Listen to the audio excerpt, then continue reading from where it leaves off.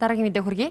Манай улс анхудаа цэцэрлэгийн насны хүүхдүүдэд зориулсан хүчирхийллээс урьдчилан сэргийлэх сургалтын хүүхэлдэйн кинотой боллоо. Бага насны хүүхдийн хүчирхийллээс ангид байх орчинг дэмжих нь төслийн хүрээнд хийсэн тус кино бол хүүхэлдэйн киногаар дамжуулаад 4-5 насны хүүхдүүд бэлгийн боловсрол болоод хүчирхийллээс урьдчилан сэргийлэх мэдлэг олж авах зорилготой юм байна. Аюулын дохио, авралын дүрм.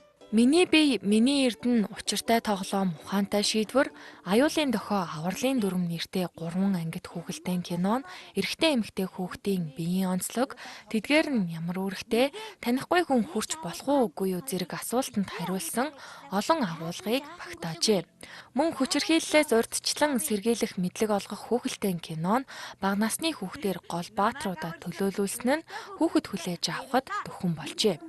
Энэхүү хүүхэлдэйн киног эхний ээлжинд төсөлд хамрагдсан 11 цэцэрлэгийн 2598 хүүхэд хүлээн авч үзэх юм а.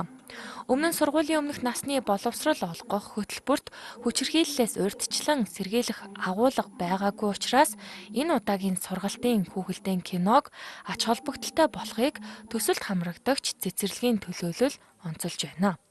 Одоо бид нар чинь техник технологи ирүү хүүхдүүд маань арга зүйг одоо хүүхдүүдэд заах аргаа хүртэл бид нас өөрчлөх чинь хүүхдүүд юуг сонирхдаг хүүхэлдэйн киног сонирхдаг. Нэмжээс тэр сонирхол дээр нь үндэслэж бид нар энэ киногоор хүүхдүүдэд хүргэж байгаагаа илүү бас давуу талтай гэж бодож байгаа. Хүүхэлдэйн киноны гол дүрүүд нь өөртөө яг хүүхэд байж байгаа. Тийм болохоор хүүхэд үзэж байгаа хүүхэд өөрийгөө тэр гол дүрийн оронд тавьж бодно гэсэн үг. Тэгээ энэгээр дамжуулаад яг тэр гол дүрийн баатарт юу тохиолдож байгаа үйл явдлуудаар дамжуулж бид нар мессеж хүргэж байгаа гэсэн үг.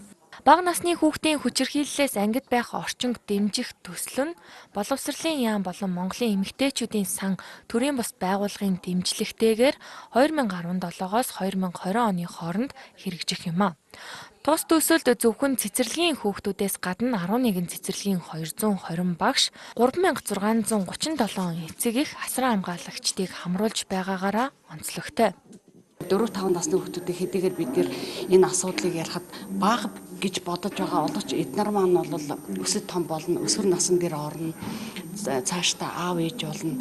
Энэ дээр ингээ багаас нь нэгдүгürt энэ маань бол хүний эрхийн тухай мэдлэг энэ хүүхдүүдэд өгч ийн гэсэн үг байхгүй юу?